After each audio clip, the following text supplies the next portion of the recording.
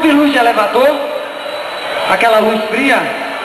Olha, a pessoa vai trocar de roupa numa loja e bota aquela luz fria, todas as celulites que a pessoa tem aparecem, ou não é, meninas? Inclusive eu estou fazendo um abaixo-assinado para mudar toda a iluminação das lojas. Porque não é possível que eu esteja nessa situação. Entendeu? Não é uma luz. A luz do elevador, quando a gente vai ajeitar a calcinha, aquelas coisas, a gente vê.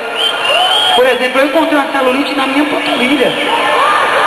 Não pode ser verdade. Vocês acham que é verdade? Eu acho que é Photoshop. Eu acho que botaram essa celulite na minha panturrilha, porque eu sei que eu tenho um corpo lindo. E ele tá ficando cada dia mais lindo.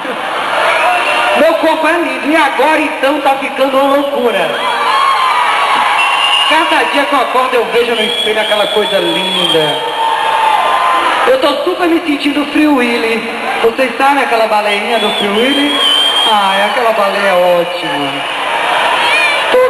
Toda moderna, toda organizada. Mas eu continuo gostosa, não continuo?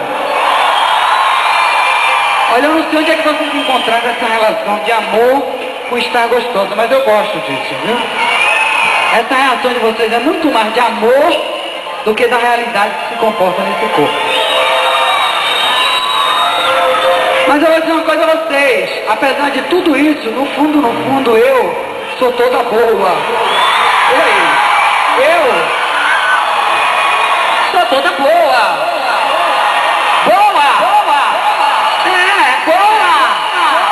Digam, meninas, eu sou toda boa. Vocês dizem, eu sou toda boa. Os meninos falam, eu sou todo bom. Vou dizer uma coisa a vocês.